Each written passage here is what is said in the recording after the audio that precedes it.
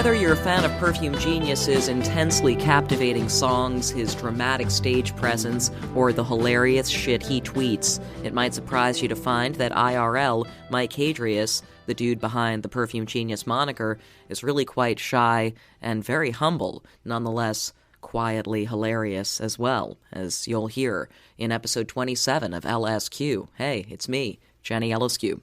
Thanks for pressing play and whatnot. I recorded this conversation with Mike at his place here in LA late last year, actually. He relocated here last year to start work on a couple of different creative projects, including one he just recently announced, a dance project called The Sun Still Burns here that he's co-directing and will be dancing in as well. It's going to be staged in October in Seattle at Moore Theater, and then in New York at the Joyce Theater the following month. Plus, Mike has already now started work on the next Perfume Genius album, and he even recently tweeted that he's working on 2 new LPs. Double yay. Oh, and also, the Perfume Genius song Slip Away from his excellent 2017 album No Shape is this week featured in the new movie Booksmart. I mean, beyond this week, but that's when the movie comes out, and it's in a pivotal scene. And that movie is great. I laughed, I cried, I laughed again, I cried again.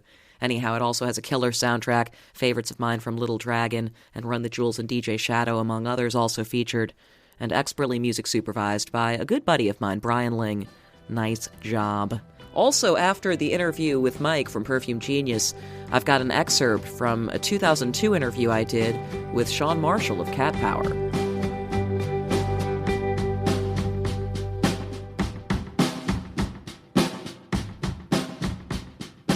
Mike Hadreas, thank you for having me over. Yeah. I know that you didn't begin recording your songs until adulthood, right? Until 2005. Well, beyond recording, I didn't start even writing until then, too. Okay. I mean, I had tried growing up to write, but never could until around 25. I don't know if it was just committing to it, like the actual doing work right. that made it happen, or if I was just ready. I think it's more that I think I had something to say, and that was the way to say it for the first time. And where were you, just, logistically, where were you geographically and at that point in your life? I was in Everett, which is about 40 minutes north of Seattle, living at my mom's house. And you were sort of post-college or, Post-college, I suppose. And you were, was there, like, what were you thinking at that point you might do with yourself? Oh, I don't know. That never, like, was part of my life. That whole, like, future planning, thinking about, I don't know how I missed that, but I did. I was living in New York for a few years and moved there because I was in love with a boy that lived there. And we were together and ended up not working out. But I was also drinking a lot, doing drugs. And I kind of moved to my mom's house to dry out, I suppose.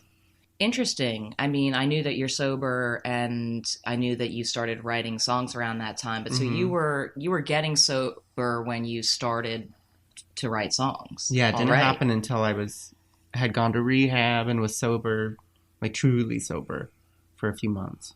Interesting. I mean, I wonder, and I'm guessing you probably thought about this some in the course of like getting sobriety or whatever, just whether it was always there, sort of the music stuff was always there, and it was quieted or repressed in a unhealthy way by the substances, and you had to clear it out. Which is kind of the opposite of the story people usually tell you about, like being sad and drinking and doing drugs. You know what I mean? That somehow that's gonna lead to being inspired in some way, and maybe it does, but I can't work. I can't actually do anything. I didn't want to do anything but do more drugs when I was doing drugs. Yeah. And I think for me, it's that every time I made something, like I went to art school for painting, it was very angsty. It was very like bloody, and it's about me, but in a way that wasn't helpful, or that was always kind of bratty, and not bratty in a fun way. It was always like I had no real perspective. It was all just my own world.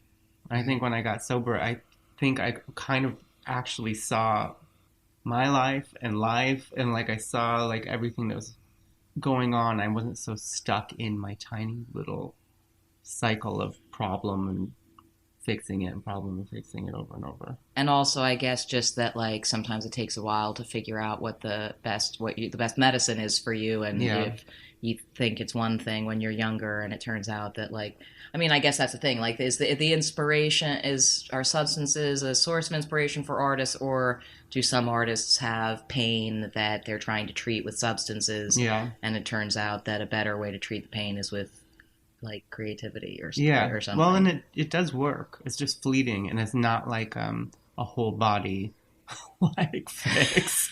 It's really kind of frustrating, but it's real when it happens. I think that's what I found. And with my whole life as sober, is like I don't ever have moments of like big relief or big feeling, like, which is what I always loved about drinking, is that I was doing nothing. Like, I was in the basement just like vacuuming for like 40 hours, you know what I mean? But I was like, yes. Yeah. I was like, this is it. Like, I'm on to something here, you know? And just in your full body feel that. And now I just have tiny moments, or I try to, with the music, string them together into like a longer moment, but it's not empty when it happens. So. But what about going back way before that to just when you were a little kid and the things that made you excited to be creative? I mean, what were the first things that kind of felt like you plugged into the kind of creativity that is still sort of what you're expressing now? Oh, lots of things. I think the first record I ever bought was the Edward Scissorhands soundtrack with my babysitting mommy. I was really into Edward Scissorhands. And wait, what is on? Or is it a score or is it? It's a score. Okay, yeah. Yeah. It's like, I'm forgetting what the bangers are on the Scissorhands soundtrack when they do the waltz in the snow. What is that? Is that Meatloaf? Kind of corny choral things, but corny in like a haunting kind of creepy way. And the whole, you know, watching Edward Scissorhands as a kid, or like watching Hairspray, like John Waters, I didn't see any jokes. I was dead serious about both those movies, but I still could have, underneath I could feel that it was off. Right. And there's something about it being off that I really liked. And I think that story of Edward Scissorhands is really dark and beautiful and sweet and still kind of really innocent at the same time.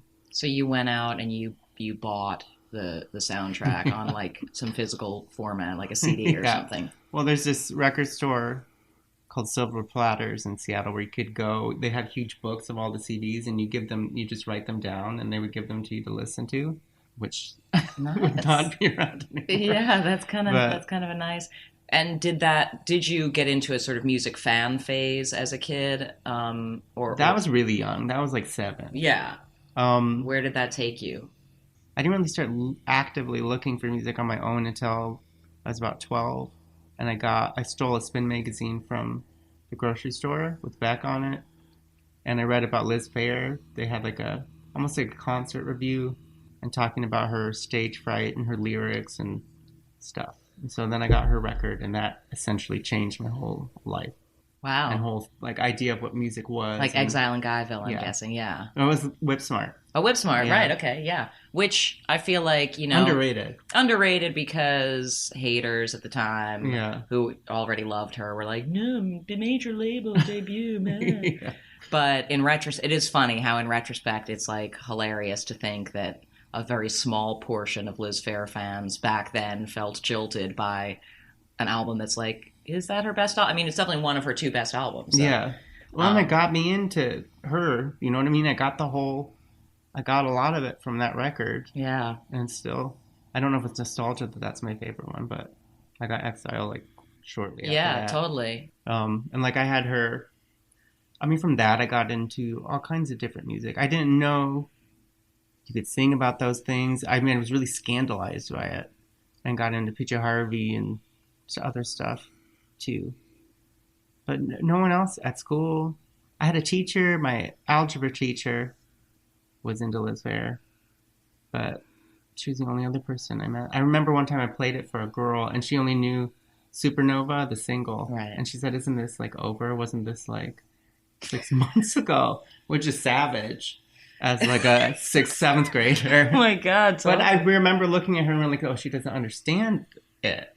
She doesn't understand music. Yeah. Which is I don't know.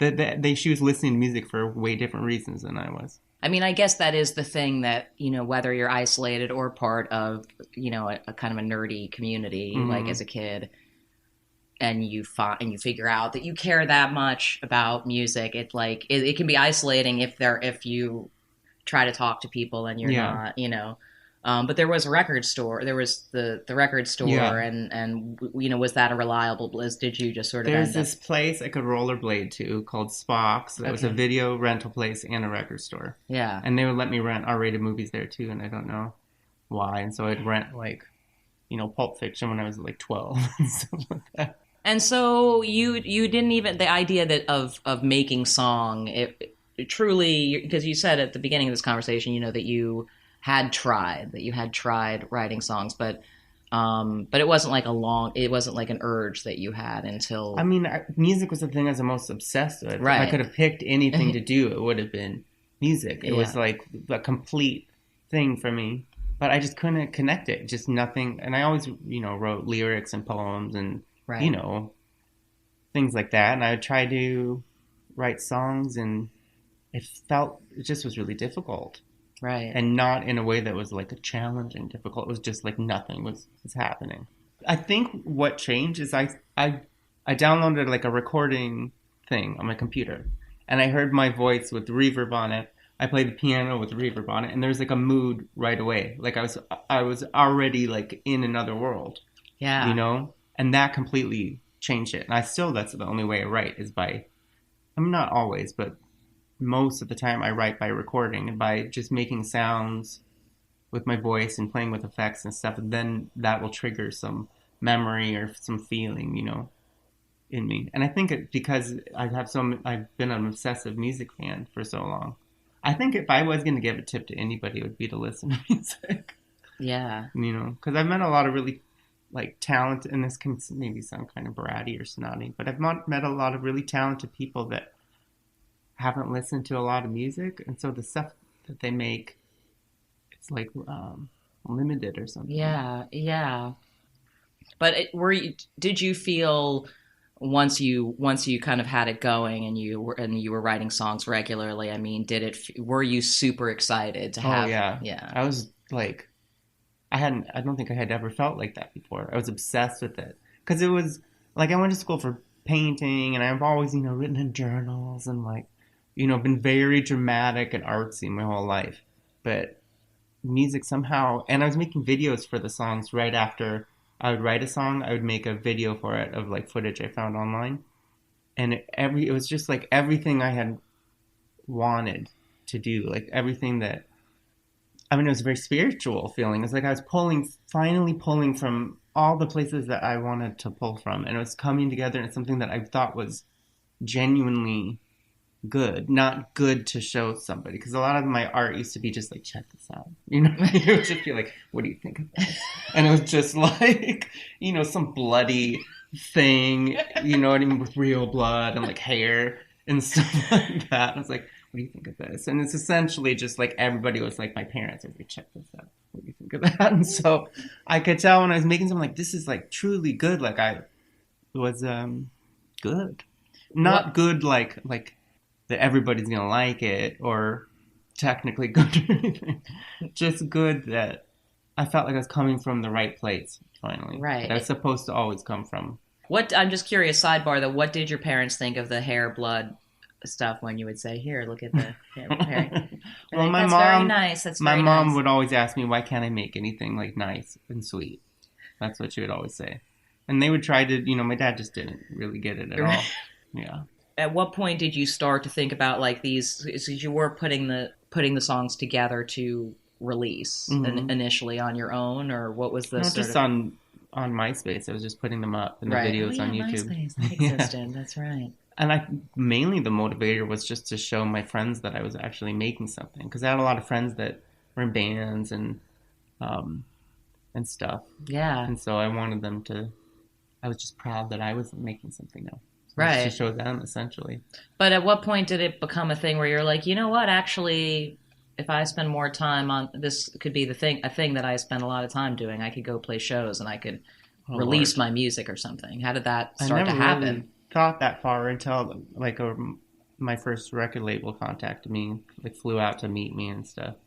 From just from listening to the songs on MySpace. Could you sense that people were people sort of starting to flock to it at a certain point? Did you sense that, like, oh wow, I mean, I know how the internet works and shit, but like, this is cool. People besides my friends. not a ton of people, but I was getting people writing to me and commenting and things like that. And actually listening to the record label beyond just people I know. Right, and the record label that hit you up is the one you ended up releasing music with? Yeah, my first few records were with them, and then they were licensed through Matador. It's kind of like a 360 deal. Yeah, and I think it's because my best friend Cara Lee was in a band called Juju, and at the time, and she put. Do you remember Top 8?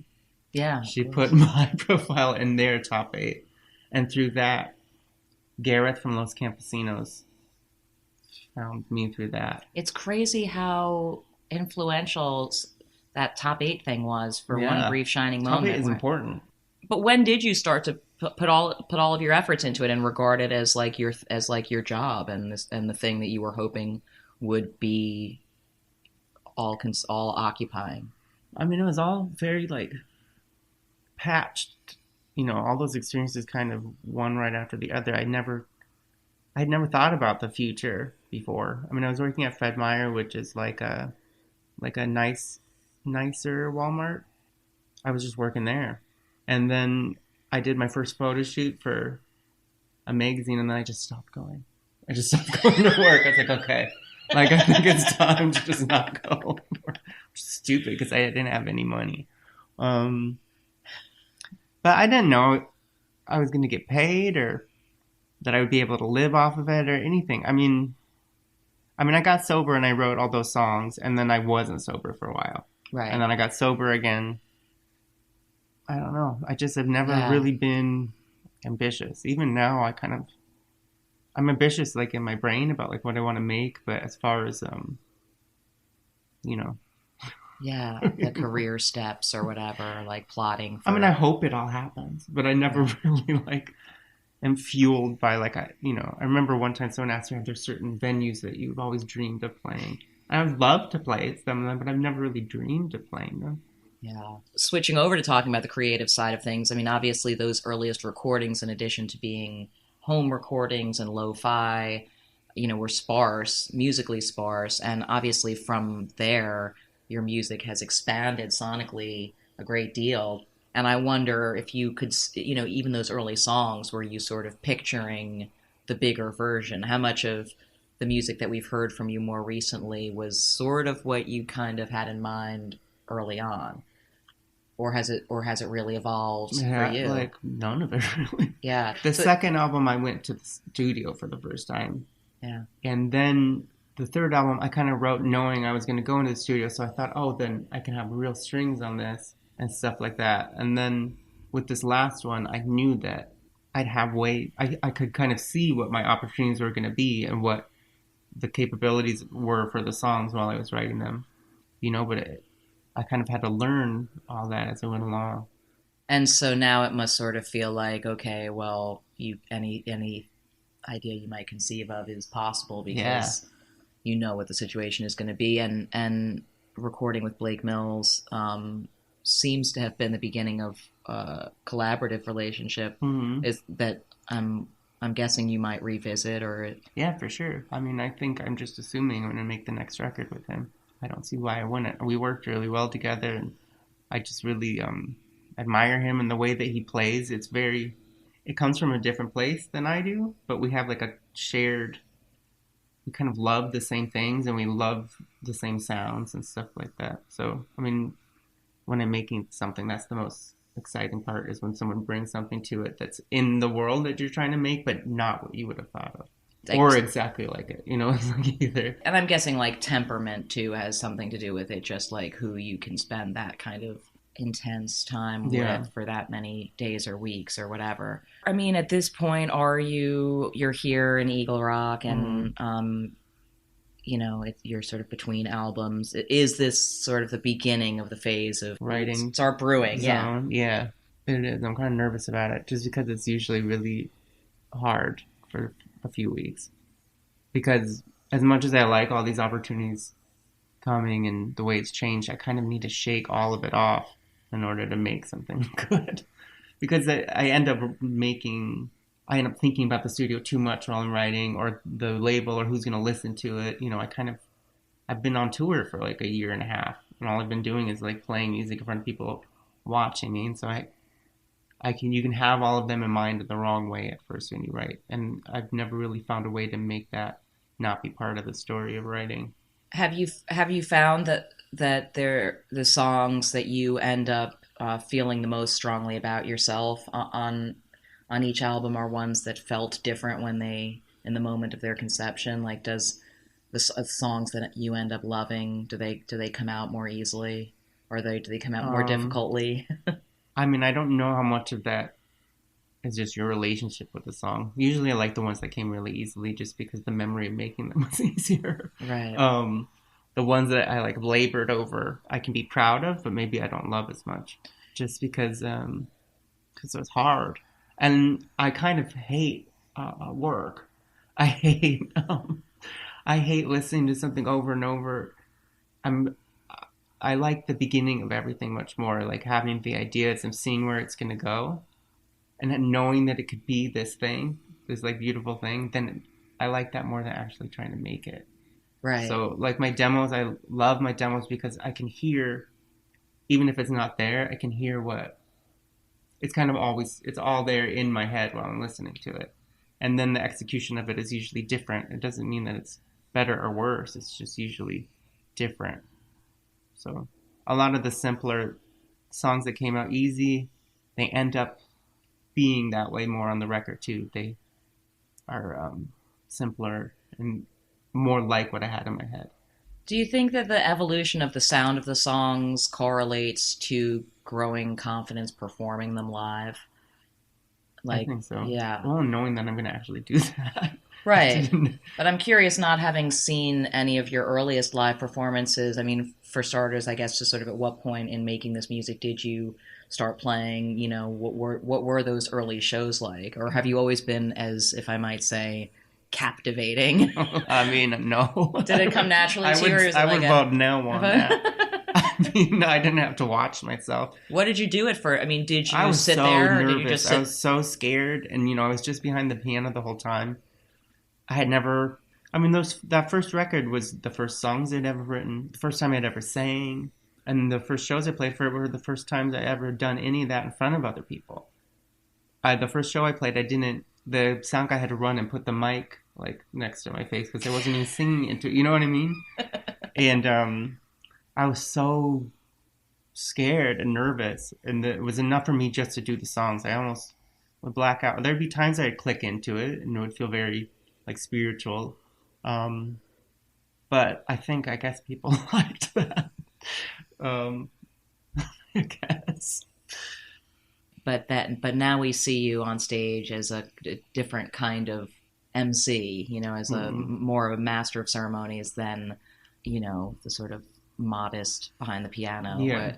How did you find your way there? I mean, did you have to just make flick a mental switch at a certain point and let go? And obviously you've said this, that you were sober, then you weren't for a minute. And so I'm sure that with stage presentation, that is a factor, is like your sobriety or not. But yeah, for sure. I mean, because sobriety is, to me, it's just like being aware all the time. It's just not, I don't know. It's not like my default, like, cool place to be. But when did it start to get easier to, because it's watching you perform on stage now, it seems like you like fucking love it. And and that's part of what makes it enjoyable to watch. It wasn't, well, just like everything I do, I kind of try to write songs that are outside of my range, which is not always a great thing to do, or like just push myself. And the same with how I perform now. At first, I wasn't faking it, but I was like, I'm going to do this. It wasn't natural because it was scary and weird, and I had never done it before. So I was just like, this record, I'm going to be in front, and I'm going to dance. I'm going to try to let go as much as possible.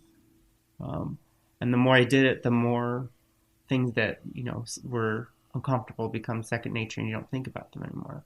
And the more times that the things happened that I was worried about, like I sang really bad, or I fell, or I looked looked ugly or whatever. Like all those things have happened, and I still was getting booked to play shows. So Right. like, You're like, it's all relative. Good. it's almost like a war with myself. I wish it was more about the people watching, and it is the more I do it now, and especially with this record. But it's more like me trying to like push myself as far as I can, even physically now. Like almost like a spiritual like fight to try to get somewhere like ecstatic where I'm not thinking about myself or the people around me or who's watching, because a lot of that is just that's what I want to see. The kind of shows I like is just people look like they're freaking out, Yeah. or just they're so lost in it, which is just very hard to do because you're in like a weird building with a bunch of people looking at you. But if you use it right, that can heighten it and can make you like, it could be like a portal. Do you, as you started to feel more comfortable with that, and again in this sort of phase of knowing that you're going to be able to record in studios that have all the things you might want, have you felt your view of the whole thing, like, does it become increasingly a big visual for you, where it's not just about imagining what the next thing will sound like, but what the next thing will look and feel like? Yeah, for sure. Is there like a mood board or any? I mean, is it any that kind of thing? Yeah, I mean, I just directed a video for the first time, and I'm so proud of it, and it was because I felt like it was the first time where, like, the world I had envisioned was almost eerily accurate when it was like executed. What was the video? What was that song? It's not out yet. Okay. It's for a cover of a Bobby Darin song that I did. Oh, wow. Yeah.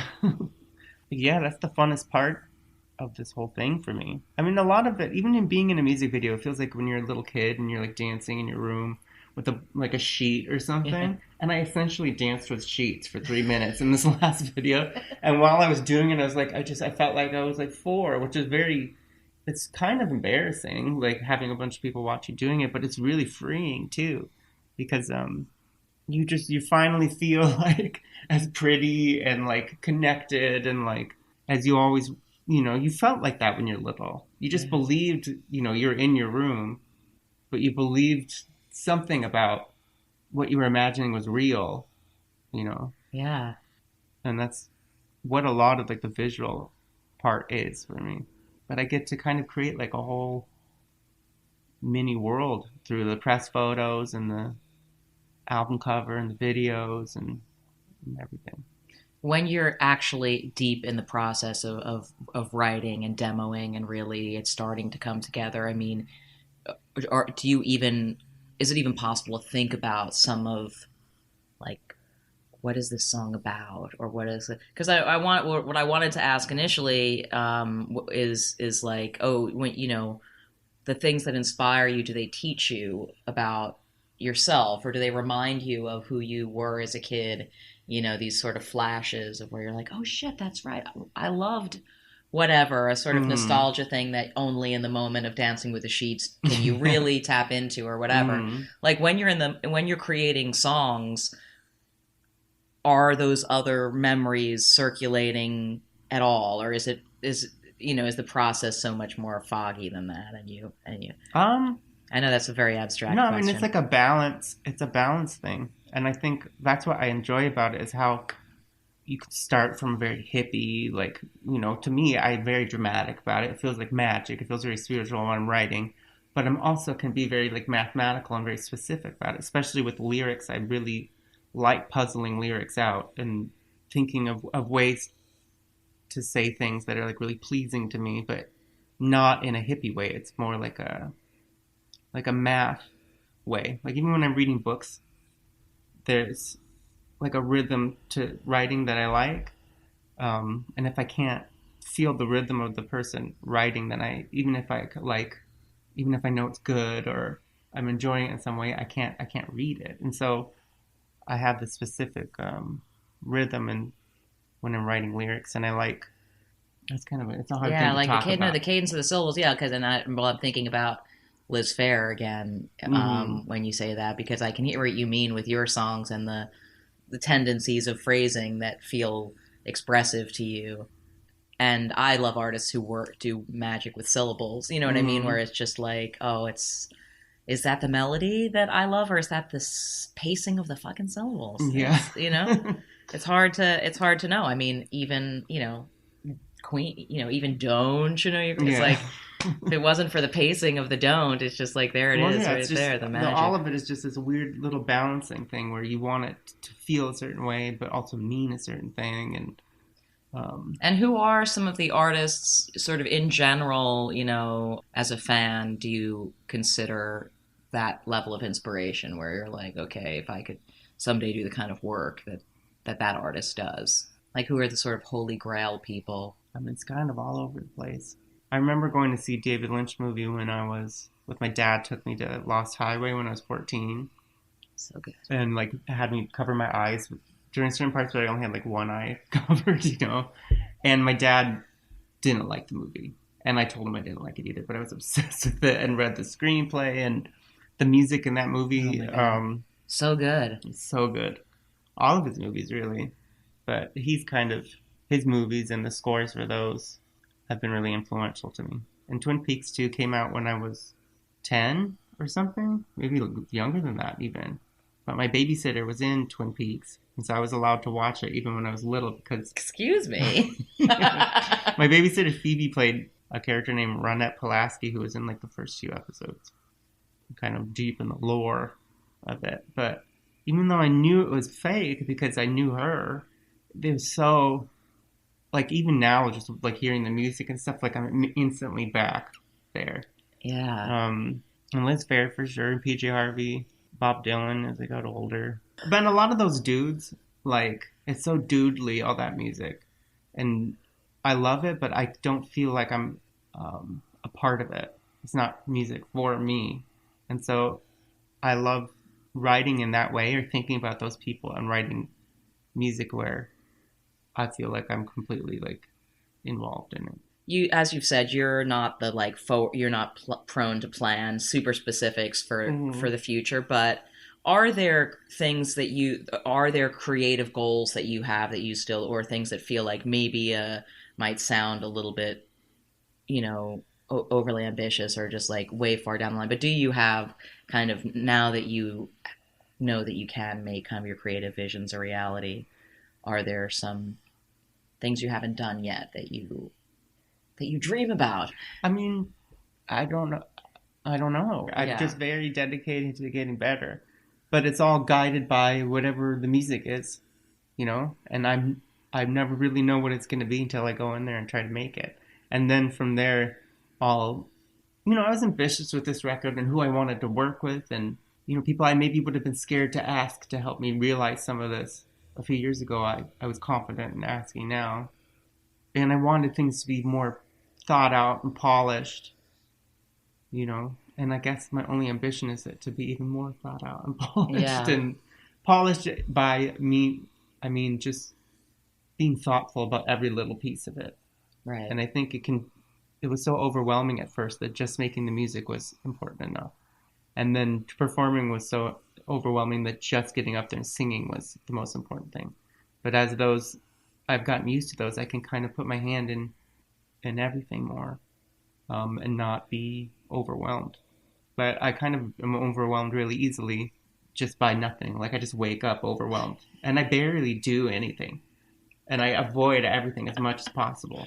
But oh my God, that's my eternal war with myself, is just to keep being uncomfortable and keep like doing stuff even though I kind of am uncomfortable doing it. Yeah. And I never want to stop doing that, because everything good in my life has come from me doing things anyway, even though they don't feel instinctual or because they're difficult. Well, thank you so much for taking the time to chat with me. Thanks for coming over. Yeah. Come to think of it, I can't remember if it was late 2002 or early 2003 that I recorded the interview with Cat Power that you're going to hear an excerpt from coming up next. I just know it was cold in New York, and it was before Cat Power released that awesome album You Are Free, her 6th studio LP, which came out in early 2003. And I was assigned a feature on Cat Power for Rolling Stone, so I got to hang out with Sean a bunch of times. including an occasion at a noisy restaurant. I apologize for the noise pollution on this track, but I thought it was interesting when I stumbled onto this, that in the clip she talks about how she thinks it would affect her career if she were to have a child, which she expresses she wants to do, and that's something she subsequently has done. In fact, her latest album, Wanderer, which came out late last year, is her first since having a kid, and really was influenced by that experience. Let's listen.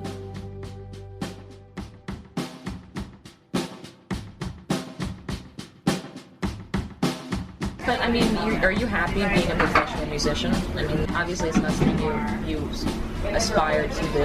I've accepted now and I realize that it's sort of like become my trade, you know?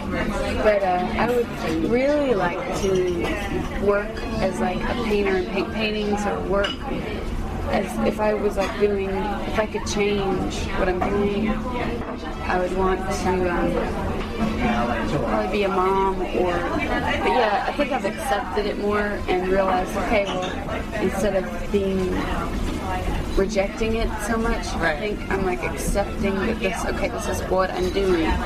You know, this is what I've been enjoy doing. it? I do enjoy it, definitely. There are things that are negative, like not being in one place for a very long time and missing your friend, rarely seeing your close friends and things like that. But being able to go to different places and experience different places. I don't know how much I'm learning, but I feel like I'm seeing new things a lot, which is stimulating, but it's also tiring. But I mean, do you get enjoyment out of like singing and playing your guitar? Yeah, I do, definitely. I mean, sometimes it's hard to focus because of something that might have happened on the way to the show, or the relationship you have with the sound man, or the club owner, or the front row, or how it sounds. No, I don't mean performing. I mean like, I love do you playing, enjoy like of writing course. songs? Oh yeah, absolutely. It's normal. So like if you like stopped, like if you ended your career, do you think you would always Yes. like, write songs? Absolutely. Or sing songs? Yes. Definitely. Do you think you'll be a professional musician for a long time? I don't know. Depends on if I have a baby. If I ever get pregnant, I'll probably stop. Is that like a major life goal to have a baby? It's not, it's definitely, not now, like it's not like something I want to do, but it's something that I would like. If it happens, I would like it. I think I would like it. I don't want to like make it just to have it. Right. If it happened, I would be excited about it, and that would, I think that would ground me, and that would force me to stop playing music, wandering around. I would still make songs and stuff, but I would have a focus. Yeah, I will embrace it, but I don't want to. Yeah, I would embrace it when it comes, definitely. I would be excited about it, but I don't want to make it happen just to, make it happen. But I think it would be a great experience.